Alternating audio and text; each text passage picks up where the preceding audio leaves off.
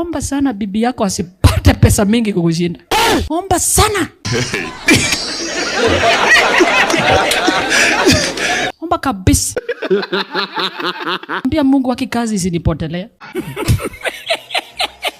Na huyu mama asipate mingi kunishinda. Exactly. So usianze kutongoza msichana hapa ati we shall live by faith. Utashanga atapata kazi mbele yako na hakuna kitu utasema kwa hiyo nyumba. Ikuacha na expect atarudi upate uliosha nyumba, uliosha vyombo. Na atakwambia siwezi enda kutafuta na umekaa hapa uwezi hata osha watoto. Chebukati. Ambia Mungu iko kitu alisema. In fact, hiyo prayer unakuwa very picky on your words. Ukifungua tu mdomo na Mungu, saidia bibi yangu. Kuna promotion. Ambia Mungu. Katika in your own wisdom. If this is your will, let it be. Hakuna ushi kwa mke na mume.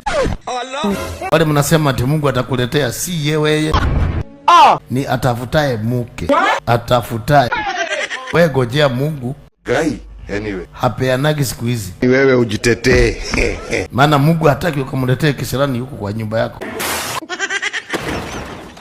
Sababu even if you look at their character, they are liars. Makoni mani, waongo. Do you know who you're talking to? Takataka. Oh my God.